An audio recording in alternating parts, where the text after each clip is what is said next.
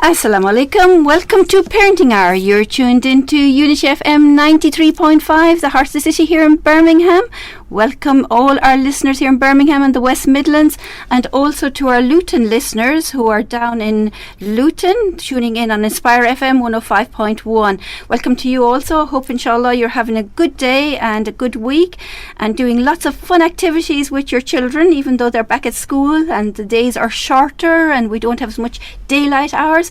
Still no excuse. We should be doing lots of fun activities and building our relationships up with our children in every little bit of the way we can, whether that means picking them up and doing a waltz around the kitchen or a jig around the kitchen or at breakfast time or dinner time, just to get to know them and build that relationship with them and building their memories. This is what they're going to remember of their childhood, some positive things that happened, and we should be thinking of every day, what are we doing positive, because we never know when we may not be around and we may not be able to do this. So, please don't put off to tomorrow what you can do today. That's the message we want to get out there, and the message to parents to enjoy your families, inshallah.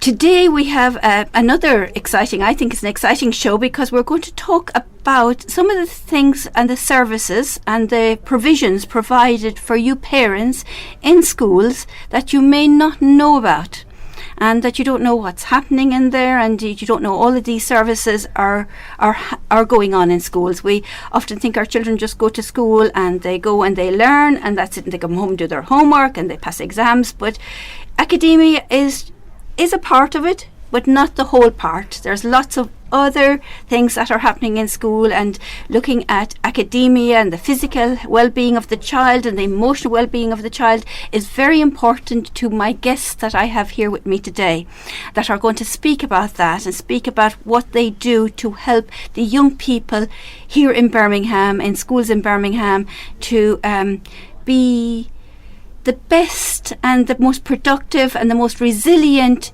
people when they leave school, inshallah.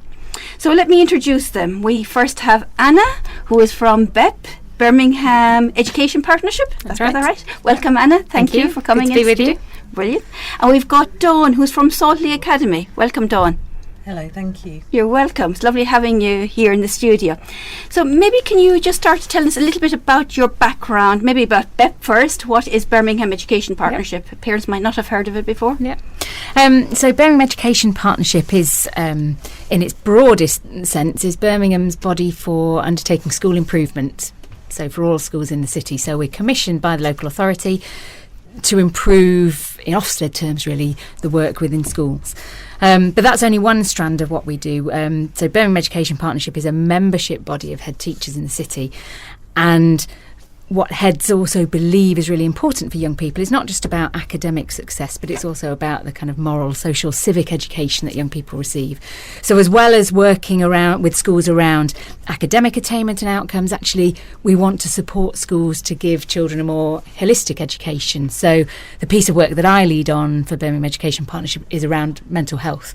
So trying to help schools become more emotionally aware places, more mentally healthy, so that we're raising more resilient children and young people. Brilliant. That's what parents need, isn't it? Absolutely. Need to hear that, because sometimes we just get caught up in this academia and results and GCSE and studying careers, and sometimes too, we were talking about it earlier on because we've just come from a meeting about sometimes our community think we need to be either doctors, lawyers, accountants. There's only 3 or 4 professions, but actually there's a lot of professions that are out there, and if we don't have emotionally healthy young people, how can we have academically achievable young people? Yes, that's right. And young people who are emotionally well in themselves do better academically, and it's out there, isn't it, about the increase that we're seeing in terms of mental and emotional health problems for young people. And so part of the role that I do with schools, and I work with Dawn's school to do, is around earlier identification, earlier intervention for young people, so that they can get what they need to build their resilience and to address mental health issues closer to where they are. Because in my opinion, young people's needs are best met within their local areas by people that they know really well on the ground. Exactly, because they're hardly going to go to a stranger, indeed. So they're going to use their networks. Brilliant, thank you for that. And Dawn, Saltley Academy, can you tell us a little bit about Saltley Academy and your role there? Yes, so when I first started Saltley Academy, I was an academic mentor working primarily with year 11s just to raise attainment, using different sort of things, for example, goal setting, ordering their work, putting their work in such an order that they were able to attain these goals, and just helping them to increase that behaviour for learning. So coming to school prepared, even looking at things like, have you had breakfast, things that would make them alert, not drain energy from them. So trying to discourage them from having those boost energy drinks before they came to school. And I think that's one thing I would really encourage parents to do, is look at what your children are eating, make sure that the foods that they're having access to are things that will boost that brain power. I know it's really hard with young people because they have their own money, they have their own time often, and they will go and eat things that perhaps we wouldn't want them to have. But when they're at home, the things you put in the cupboards, just try and think really carefully about what you're making accessible to your young people. After that, I went into a pastoral role, just covering for somebody who went on secondment for 6 months. And while I was in that role, I had first-hand experience with some of the challenges that young people face, coming from a pastoral angle rather than from solely an academic angle, and seeing how these two areas actually need to be brought together so that the young person, as Anna mentioned, can function, in a whole way, as it were. Then, as Anna said, we work with BEP, and so my current role as lead resilience for wellbeing is something that's come about as a result of the work with BEP. So I now work across the school with some of our students who are wellbeing leads, and we look at things that we can do to develop that whole person and provide opportunities such as going to the local food bank to pack parcels for vulnerable families, looking at year 7s at transition as they come in from year 6 into year 7, quite a pivotal point for some of these triggers for poor mental health. And then at the other end of the spectrum, the year 11s who are going through that exam season and helping them to manage that stress, those anxieties, as you mentioned, expectation perhaps of families about the kind of careers they should be going into versus maybe what they feel they're really gifted in and have a real passion for. So, for example, if it's, maybe their results suggest they're not going to be a doctor, but what other things could you do in the medical field which are achievable for that particular young person? Yeah. It is so important, isn't it? And I know when we come to exam time, we for the A-levels specifically, we have UCAS in, we do shows around that, and to show there's other options out there, and how young people can go into these different options, but maybe they haven't thought about that, or parents haven't or understood that there is other options there. And there is a big role for parents maybe to be aware of it, or come into the schools if they're having different jobs to talk to the young people. Do parents in your school do that? We have had careers events where parents are invited. I think it's hard for some parents. They work, and so when these programs are on, they can't necessarily access them. But colleges, they do open evenings, and you've got careers advisors in colleges. So I always encourage parents to kind of work backwards. So if your child is likely to go to university, go on a university open day visit, look at the degrees that are available, and you'll also find out the qualifications your child needs to apply for those degrees. And then obviously those are the subjects they need to be accessing at post 16, either sixth form or in college. And I think that really helps to give that guidance to a parent when they're thinking about I don't know if is this the right course for my child to be on.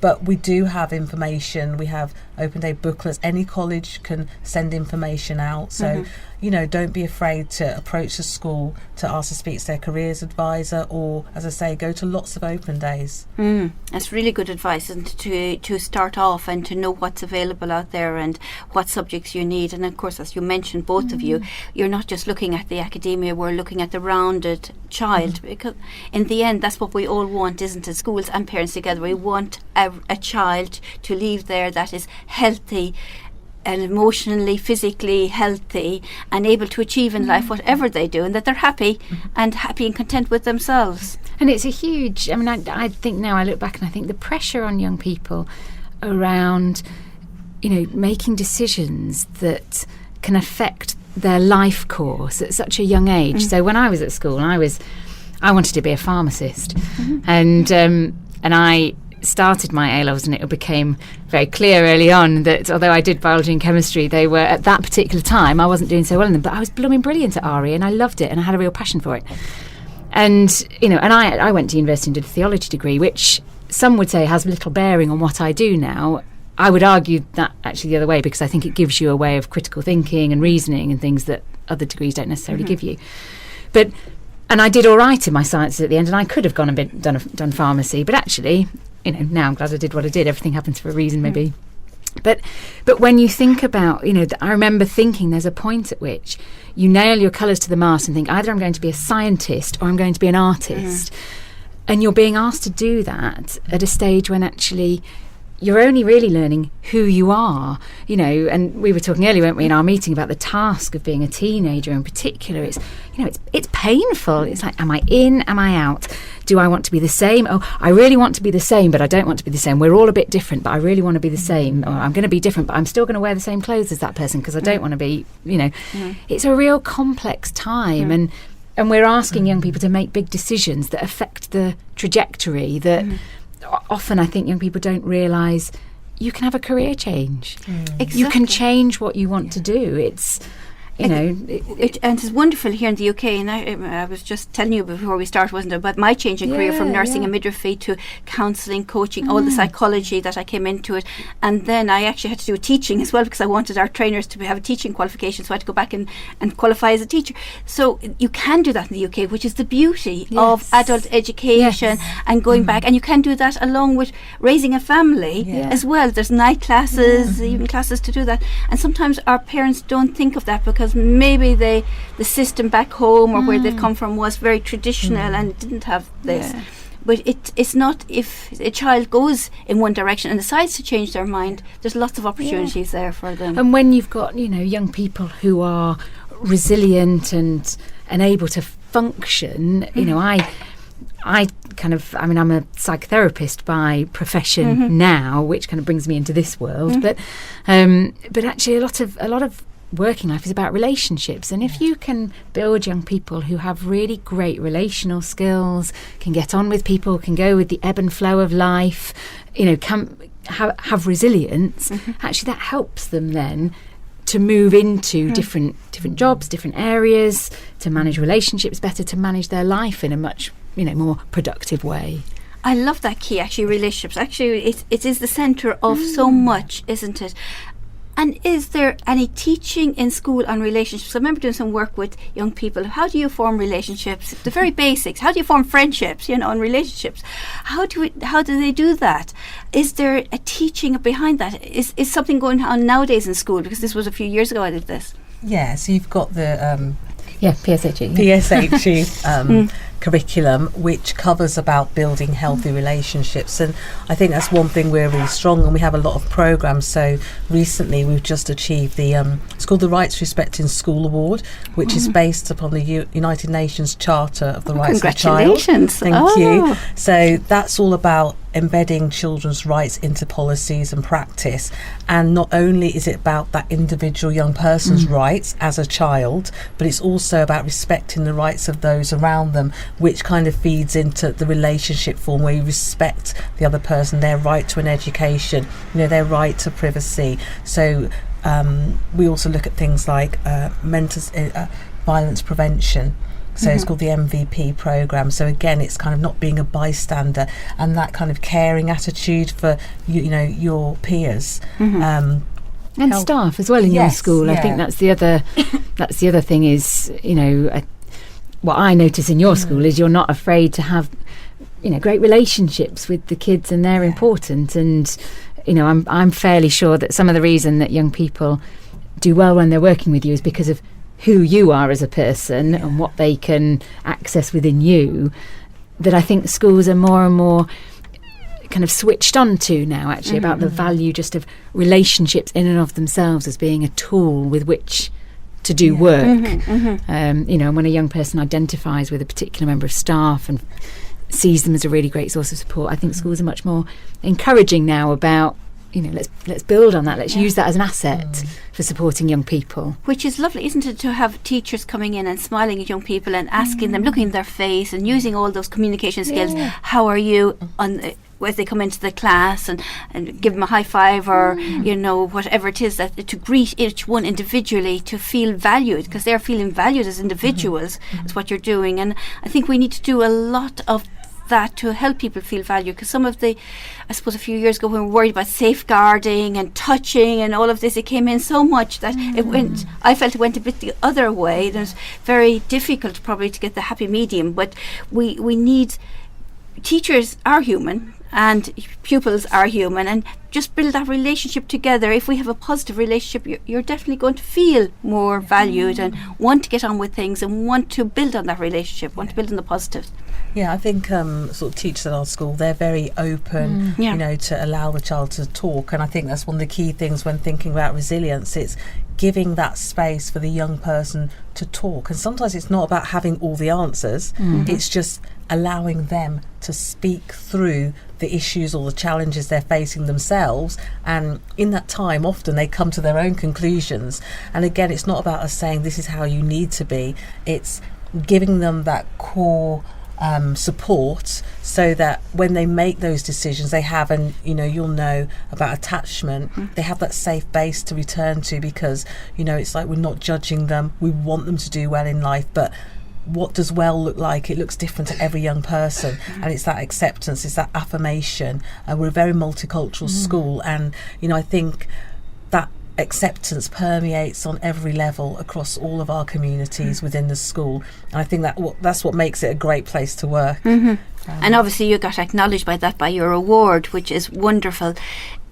Maybe parents might be interested to hear more about that. What did you do differently there to get that award compared to other schools? I think primary schools tend to be the ones who work towards the award. It probably seems that it would work better in a primary school setting, because the young person is in one classroom. Young children, as we know, they're much more, what's the word? They're like sponges, aren't they? They just they're curious about what's going on around them. Life generally is very simple for them. And I think when you come to secondary school, children are moving into different classrooms. They've got you've got the curriculum, you've got external pressures as well from outside school, and where got hormones. Yeah, hormones. And I think what we've done differently is really, as we spoke earlier, academia is really important, because it sets a good foundation to move on into education. Obviously, it opens up a lot of opportunities then to, be successful. You can have a comfortable life, things like that. But as Anna said, you can't ignore that emotional side, and maybe somebody's not academic. Well, what opportunity do they have to feel that they can succeed in life? And so, as well as one of my colleagues sort of worked on the curriculum side, where we made sure that when you taught a lesson in whatever subject it was, how do you bring those rights into those subjects, so they can see that it links into every part of your life, your rights. And knowing, I think for our young people, knowing that they have rights makes them feel important. Actually, I'm not just a child of the bygone era where it was children be seen and not heard, but actually I can be an active citizen. So we looked at things like it's about making sure not only are your rights met, but your peers' rights met. What about the wider community? What about internationally? So, for example, donated drill kits and PE equipment to a school in Ghana. So, maybe they couldn't afford that equipment. We were able to make sure that they enjoyed their right to leisure, play and culture. They've taken part in the big sleep out with St Basil's. So again, Article 27, that every child has a right to an adequate standard of living. And so our children are major players in making that happen through sponsorship. And I think it builds up their confidence, their resilience, and also it kind of stops them from looking inwards. Sometimes it's easy to look at the problems I do have, but actually when we look outside of ourselves, you realise that actually I have a pretty good life. So it kind of puts it into perspective sometimes. Yes. That's it. It's really good to see others and appreciate what you have in the world. So lots there what you were talking about, which is lovely with young people understanding and seeing that and valuing that and valuing what they have, and understanding their rights, which is something we do mention in the parenting programs. Actually, we teach parents, they know it already. Islamically, there's a lot of rights written in Islam, so they know it already, but we bring it into that, reminding them of this, and then we touch onto it. Yes, with that rights, you've got responsibility, parents. So what are you doing to enable this? So it's a two-way system. I mean, some other things we do, we have, and they're led by the young people, assemblies. So this is something Anna sends information through, so we kind of collate that information. That's the great thing about working with BEP, that they've got access to organisations and materials that I wouldn't necessarily think to go to them for that information, and then that's fed down to the wellbeing leads, who will put on an assembly. We've had something called Understanding Our Communities Assembly. So, for example, we had a Somalian assembly where they spoke about where they came from, squash stereotypes and stigmas in that assembly. This is who we are. And again, that's building up that self-esteem in the young person. So now they feel that they have a place, they have a stake at our school, in our school community. We have Dimension Days, which are, they're not there's no lessons on that particular day, but a particular year group, like year 8s, might learn all about, what is mental health? It's not anything scary. It's with something we all have, and that actually, as we talk about it, it normalises it for the young person, and it doesn't make them feel that this is something I shouldn't be feeling, but actually they're normal feelings, and recognising that the time where we maybe need to seek other help is when it's not something that happens and it goes and in waves, but it's something that's there every day. It stops them functioning, and as Anna said, it shuts down that ability to focus and concentrate in school and do well. Wonderful. That's a lovely way of introducing mental health, isn't it, in such a natural environment. And we're attached. I often think, our head is attached to our body. We can't detach it. So why do we detach mental health? And why are we afraid to talk about it? If we broke a hand or an arm, we'd go straight away to have something done with it. Why not something here? We're all going to have different emotions. That's part of who we are from the time we wake up in the morning till we go to bed. We'll go through a wave of smiling and laughing to maybe not feeling so happy when we've heard some sad news, to maybe feeling angry if we heard something else. And how do we deal with all of these emotions? Brilliant. So you have access, Anna, to organisations there that help with curriculum activities. So because Birmingham Education Partnership is a kind of a representative body, the work that I lead, we have a couple of my colleagues directly work in schools. So I suppose kind of coaching, mentoring, isn't it, around for staff. So our process is that we have a sort of training day with school staff. We get head teachers to buy into the process, and we talk about, why does resilience matter? Why does emotional health and well-being matter? And why does it matter in your whole school setup? So why does it matter that the way that your receptionist greets staff in the morning, or the way that when a child is late, why does it matter that the way that's managed is important? And then we go through a kind of an audit with schools around the things that they're doing at the moment. And it's not from a place of judgment, it's from let's get a sense of how it is around here. And we speak to some of the pupils in the school to get an understanding. And then the schools themselves then design your own action plan, don't you? So it's not us going in and saying, you will do this, this and this.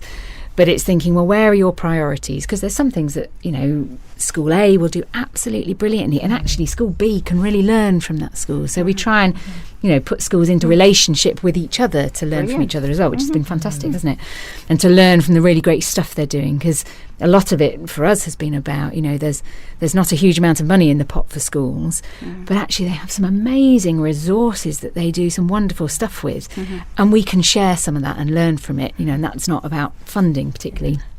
But the other thing that we have built on the back of some of that work has been a real community of practice for schools around emotional health and well-being.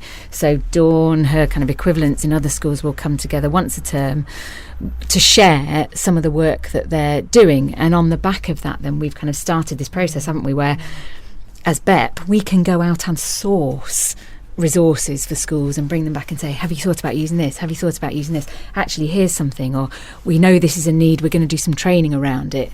So a couple of weeks ago we did some work with schools around self-harm. We've got some suicide awareness training coming up, and and schools can enter into that if they want to, but they don't have to.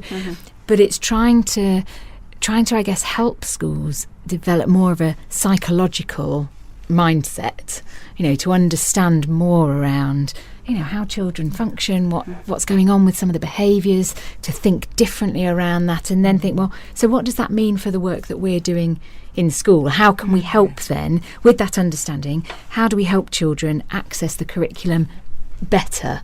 Wonderful. That sounds wonderful, all the things that you do. And we're going to come back after the commercial break to talk more about that, because we want to hear about this sharing knowledge and the psychological mindsets that you've created in schools. Sounds really wonderful.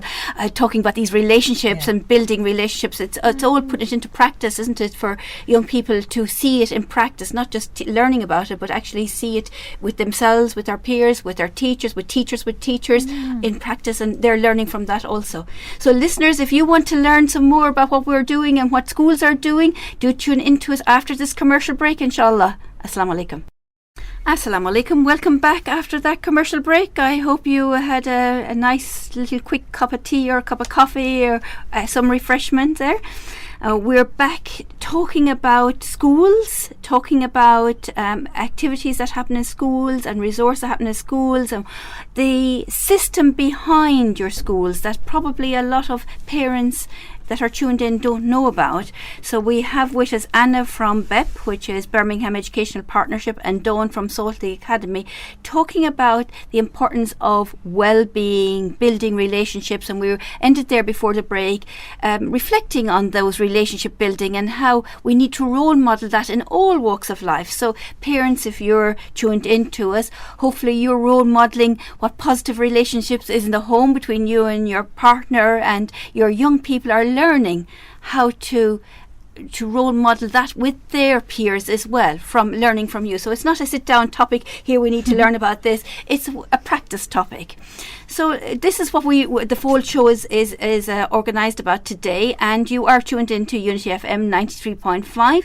If you do want to contact us, you can email studio@unityfm.net, or you can ring in the studio at 0121 772 8892, and we can take your questions and pass it on to our experts if you want their advice, and I'm sure they'll be more than happy to get back to you if you have questions for them. So today is a pre-recorded show, so it is going out as a pre-recorded show, so I'm afraid we won't be able to do live questions and answers, but hopefully one day we'll have you back in the studio doing a live show. To our guests, I'm smiling here at Anna and Dawn, who are smiling back at me, because that slight nervousness. Well, it's a nice way of getting parents involved in the discussions, indeed, and sharing some of the good practices that they're doing as well out there. So we had a lot of lovely good practice we spoke about before the break.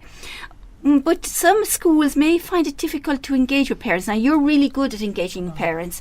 So maybe you can share some of the good things that you've done, and Anna can share with other schools some of the good things that they have done too in engaging with parents. Okay, well, I think just going back to some of the activities that we've got our young people involved in. So, for example, Harvest Festival was in October, and we encouraged children to bring in one item that we then donate to the local food bank. So rather than just saying to the children, go home and ask for an item of food, we actually sent text messages to the parents as well, so they probably felt involved in the whole process.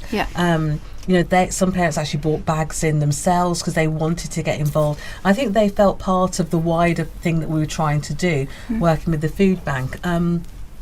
As when we were sort of doing the Right to Respecting Award, we put together a parent steering group, and from that came a lot of conversation around how when their children were in primary school it seemed more accessible, because obviously they were taking them to school, picking them up, but as they progressed to secondary school, that contact with the school kind of diminished. They weren't taking them to school, weren't picking them up. They had many teachers, and who was the first point of contact? So at our school we have something called the house system, and that's where you have a pastoral manager who's over a particular house. So for example, all of our houses are named after influential people who've, done great things. So we've got like Mo Farah, we've got Farah House, we've got Alazan, Marie Curie House, Shakespeare. And what's good about our house system is that they have all of the family members in that house. So if you've got a student who's in year 10 and their sibling comes in year 7, they will go into that same house system, which means that the pastoral manager has that relationship with the parent already. They're aware of potential pitfalls or some of the good things that happen within that family, that they can work closely. So there's not a disjointed approach, whereas if it was year 7 coordinator, year 8, maybe the communication isn't as fluid, so gaps appear in that communication. So that's one thing that we do. As I was saying, from the parent steering group, we set up a parent coffee morning. The difficulty was always, how do we invite the whole school? So we kept it small, but those parents who came really benefited from it. They felt that they could have those conversations, some of the challenges they were facing. So it wasn't about us as a school saying this is what you need to do, but actually parents' own experiences and that interaction, encouraging them, I've got a child in year 10 and in year 8, and this is what's happened to us, this is how we've worked on it, and they've taken each other's numbers, and that kind of builds up that community among our parents in the school as well, which I think is brilliant. And we plan to do more of that. So I think, don't be afraid to go to school and speak to the pastoral manager. Don't think, they have time for you, and we want what's best for your child as much as you do. And working in partnership, that's what schools want, because it comes, so we're all kind of singing off the same page in a sense, and it's better for the child that we talk about in the families, that family unit, that unity in the family. And it's the same thing, we want that unity between home and school as well. And sometimes there are difficult relationships, but if we keep it that the child is the focus of all the things that we want to achieve, I think that just makes it easier for that, not compromise, but where we're willing to make concessions for one another. Very good advice there. There's a lot of brilliant advice there in helping and greeting. And I'm looking back at my own children and some of the schools that they went to, and I'm looking back to my eldest child now, and the head teacher, I was visualising it there when she started in year 7 outside at the gateway, and actually knew all the parents of the children by name. So welcoming us all by name. You just feel so part of the school already, because you're greeted by not just a smile but by name as well. I think, gosh, that must have taken them a long time to actually learn every child's surname and be able to greet us all at the gate by name. But it makes a big difference. We felt part of it. We felt close to it. And I love the bit where you have the year 8 pupils, parents kind of mentoring the newer parents coming in. That's really good. That's really. Are you the only school doing that? That's really. To be honest, probably not. I think it's not something that I've heard of in other places. It sounds really good to me. I think, why aren't other schools doing it? Because it sounds really good. There's some parents there that would love that. That are willing to help and share their experiences and guide parents around. But sometimes we're very shy as parents to ask, and we've come very I know in Ireland we're a little bit open than kind of British people that usually don't form conversations maybe as easy as Irish people. That's what I've been told. I'm not too sure should I be saying this or not, but we are kind of in our own little box. Your parent, this is your own, this is where you're supposed to be, and pupils are supposed to be, and am I supposed to be mixing with the head teacher or my teacher? Am I allowed to go in there? How will they perceive this? So it's lovely the atmosphere you've created. I think the heads are really important, and like senior leadership team, because they set the culture and the feel for that school. And I think our head's very good at, he's got open door policy, and we didn't set it out to be like that. It was just organic. It was just maybe the environment and the setup. We weren't going in for a hard sell. It was about just coming to school and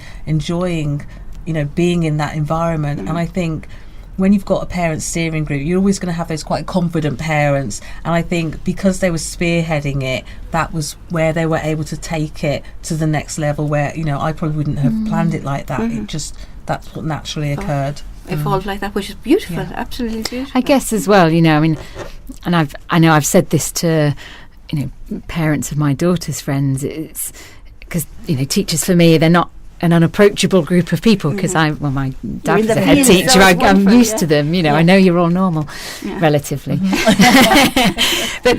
But actually, what I think we can forget sometimes is that teachers see a lot of children, and particularly experience teachers. They've lived it with a lot of young people, and sometimes it can be, as a parent, it can be hard to hear somebody say something, because actually once kids go to school, they're in an environment where they're being judged, aren't they, really? That's what it's like in a way.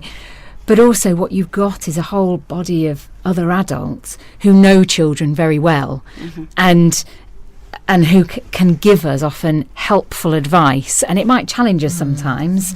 It might not necessarily be what we would think, but it's important for us to listen to it and hear it and digest it and think, actually often this comes from a real place of experience and knowing what it's like being a young person, seeing young people go through difficulties, having had experience of lots of young people who've been through the same thing before, what's worked, what hasn't worked, things like that. So I kind of often remind my daughter's parents of my daughter's friends, actually speak to the school, because they know this stuff. It's what they do. It's their business. They're interested in kids doing well.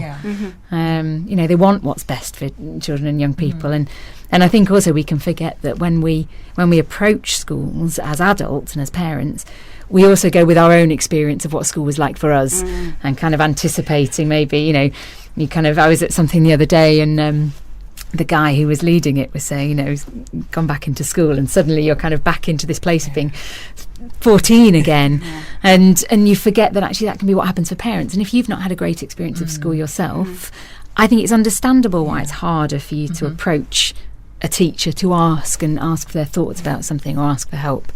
But I think schools are really tuned into that now, and do stuff away from school sometimes to help people engage. There's a real kind of I think there's not an expectation that all parents find it easy to approach a school and do it, and so they'll reach out more to help people, or find other ways of engaging parents. We've had a primary school who've just done something around sleep, like a sleep project for their kids. Oh, that sounds interesting. Yeah, well, I don't know quite what the outcome has been yet. It would finish just before half term. And one of the things that they'd had was they'd kind of undertaken this whole project with some of the kids around recording. I think it was about recording your sleep, then doing a whole load of sleep education, and then seeing the impact of that and things. And there was obviously some part of the task that there was the opportunity to win this amazing bed as a prize. And so, actually loads of parents came into the school for the event and things. And that's great, because actually, what you're talking about is sleep, and that's attached to well-being, and that's about kids doing better at school. And so all the things that schools try and do really they're focused on helping kids have the best possible experience at school and do the best that they can do. And often it's about, how can we help you as parents to help your kids have a better time at school? And that was a very clever way of doing it, because you're getting children to record their own sleep, so they're understanding the importance of sleep. And they're talking to their parents about it, they're educating their parents, and maybe changing their own habits too, and listening to others, and they don't want maybe somebody else to win that prize, so they're going to put that extra effort in. Really good way of doing it is turning the whole sleep upside down, and having I'm sure it was a great result out of that. And for a prize for a bed, wouldn't any school save for a bed just to change a whole year? But it's the innovative way, I think, that schools really try to engage with this stuff, and I'm forever amazed and inspired by the ways that schools will take an idea, or they'll find it, they'll have a problem with something, and they will run with it and try and find ways to work with it that helps the kids in their care. That's what I see in schools that I go into, is just this kind of, we want children in Birmingham to have the best experience of school and to become really great young people for the city. And we've got a lot of young people in Birmingham to do that for. We have indeed, and we've got great opportunities here, and it's great to see that schools are thinking differently and parents hopefully after this will start thinking differently, because that's a lovely little project, having your own family even. Start as a family. I wonder who sleeps the longest, what do we sleep, what do we sound like when we are asleep, what is important, and have those conversations about sleep. So my parents are we all on our phones before we go to sleep, getting the blue light in our eyes and things, and then what does that effect have on our neurons and on our brain function through the night, and maybe nightmares as well. So it gives a good opportunity for parents to think about that and talk about that with their children. So I love that project. They mightn't be able to afford a bed, but maybe a new duvet cover or pillow even. Prize a nice comfy new pillow, which doesn't cost a lot, but parents could do that with their families and encourage those talks. Good. Just touching on that sleep. So that's something, the current year 11s across the country are preparing now for GCSEs, and it is quite an intense time for them.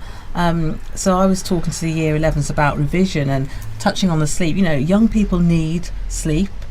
If they're going to bed at sort of midnight, 1 o'clock in the morning, it's too late. And I was looking at some research which I shared with the young people, and it was around rats who were learning to run around a maze, and they had to remember which way to go. And they found in this piece of research that when the rats went to sleep, that the learning that they had experienced throughout the day was being replayed in their memory. So it's about transferring from short-term memory to long-term memory, where they can retrieve it at a later date. And so I think for young people, learning doesn't have to be hard, but it's being wise to know how does our brain work. What do I need to do to support my young person? So definitely sleep, and sort of uninterrupted sleep as well. Anna mentioned about the mobile phones. We know they're attached to children, and it's had a bad press, the phone, social media, but there are positive things about it. But talk to your child about their overuse of it at times, because that interrupts sleep. And what was interesting in the research, that this replay of learning didn't start to happen until they got to what's called slow wave sleep, and that's the third part of their sleep. So you have to be asleep for a while before it starts to take place. So if you're going to bed at 12 and then you've got to be up at 6 for school, how much of that slow wave sleep do you actually experience, where you're consolidating your learning? So I think it's really important. Young children, young people, they need sleep. They're developing, their brain's constantly evolving and growing, and forging these new connections, and it happens when we sleep. And so without that, we put our children at a disadvantage when it comes to learning. It's true, and all the latest research now about the neurons connecting, that mini explosion in teenage years, that parents don't often understand as well, that it's not just all in their youth, babies. They're pruning, aren't they? They're doing their synaptic pruning. Exactly, at that stage, and it's wonderful for parents to understand that and the importance of that sleep. You're talking there a bit about resources. Is there other resources that parents could use in a creative way? Maybe, this is lovely about sleep and talking about sleep. Is there other things that we could make known to parents today on the show today? Yeah, we were just making a bit of a kind of a checklist, weren't we, of resources and things.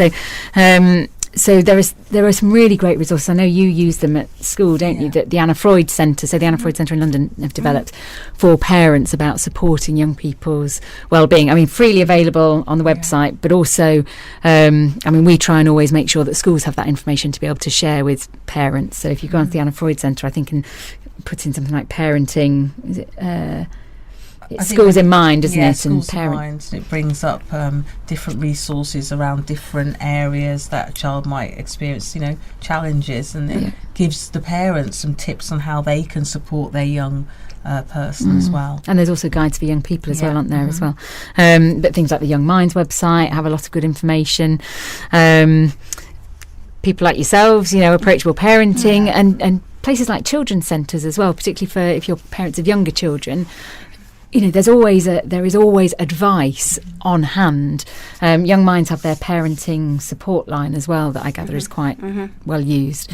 I was also just thinking about things like Dan Siegel and emotion coaching and different kind of ways of learning to talk with young people, particularly when they're in, well, I mean, young people's brains are developing all the time, aren't they, from birth? But about how the way that we as the adults have conversations with young people helps either heighten their level of, anxiety, distress, whatever, anger, whatever they're feeling, or can help them understand where that's come from and then name it a little bit better and what they can then do with it. So there's research and there's articles around for schools in particular about how when we as the adults change our approach, actually everything changes. And that can be sometimes really hard, because actually what we want to do is be able to see that the problem is all in the child, and actually sometimes we need to amend the way that we're parenting. So my daughter often says to me, she's only 5, but in the morning sometimes, when you're in a rush, she's like, "Mummy, is this one of these mornings when you're feeling a bit cross?" And I'm like, how lovely that she's able to tell me. But also, what that means then is I actually take a step back and I go, "Do you know what, actually, I'm really sorry I've rushed you this morning, and I don't like having to do that, and I'm sorry that that's how it's felt. Thank you for telling me." Because actually that's my responsibility. I'm setting the tone in our family for those things.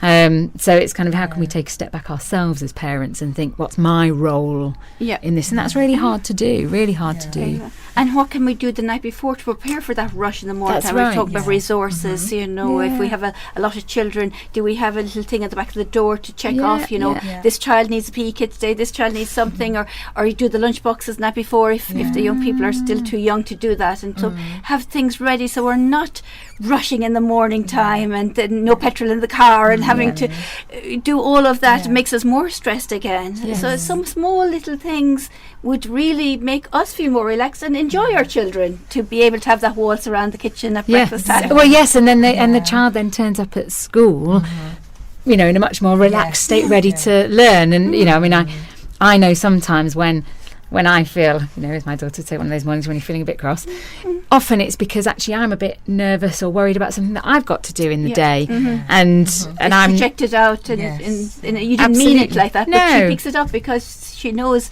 she's able to read your body language, and and I have to take responsibility for that as the parent and the adult. But be able to find a way to kind of feed that back to her so she can make sense of it, that actually, you're right, it's my fault, it's not your fault, you're all right. I think the difficult thing is, maybe if we're not organised as parents and it causes a child to be late, so there's children in our school who maybe the parents drop off siblings, which makes them late, and that is a source of stress for some young people because they don't want to be late to school. So and you were talking about how do we deal with a situation where a child's late. It's not going to be necessarily the child's fault, or that they didn't have any control over that situation. So I think trying to think about how our actions impact our children, and as you said, when we send them off to school, have they been in an environment where it's heightened anxiety, tension? I think they always say never go to bed when you're angry, and maybe that's something we could use with our children. They will challenge us, make us annoyed, but actually for them to know that we love them despite it keeps them grounded.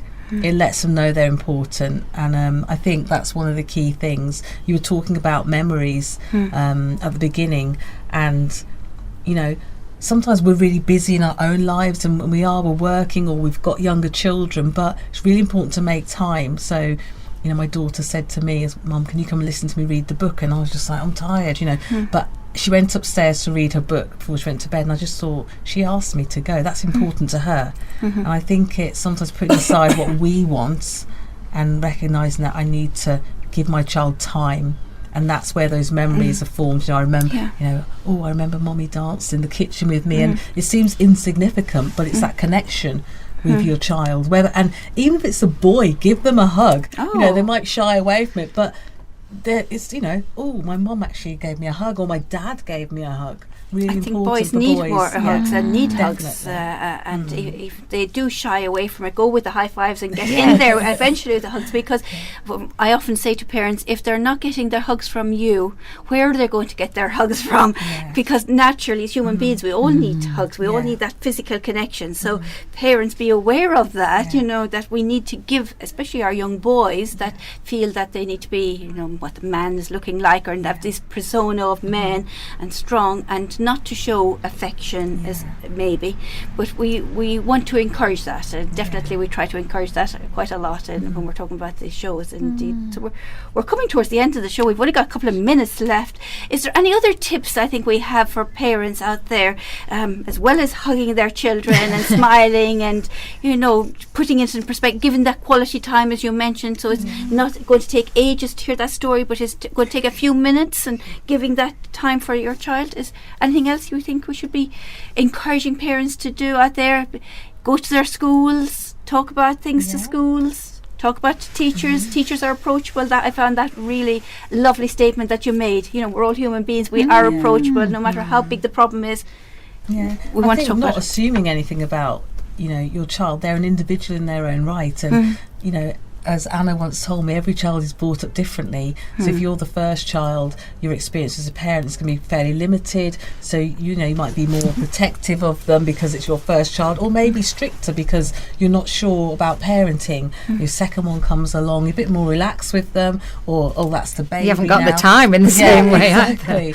And I think when young people talk to us, really important to kind of say, did you mean this? Because maybe we hear, but we don't really hear where they're coming from, and kind of saying, well, did you mean this? And what, you know, do you want me to do anything? Kind of letting them take the lead on, rather than saying, well, I know what you need to do. I think it's having that active listening for young people, not assuming you know what's wrong with them. And maybe they can't articulate it, so it might be giving them time. Maybe they won't come to you straight away. You know, I've had some parents say, oh, they spend all the time in their bedroom. That's what young people do. They're adolescents. They're learning to move away from the family as they go into adulthood. Not in a negative sense, but just as part of their growth and development. So, you know, give them their space as an adolescent. The way they behaved with you when they were younger, it will be different now as they're growing up. But it's not that they don't love you anymore. Brilliant, great work there. Already the time is up, I'm afraid, unfortunately, but it was lovely having you both in the studio. We definitely have to bring you back for a live show. You know, I don't know when we're going to do that, but I think parents would be really keen to talk to you maybe more about their own personal situations and how they could build a relationship better, and some of the tips that you mentioned today. It would be really good to share that again with parents. So thank you both for coming and giving up your time. Thank you, listeners, for tuning in. I hope you enjoyed the show, and do tune in to us next week, inshallah, where we have another show on Parenting Hour. Assalamu alaikum.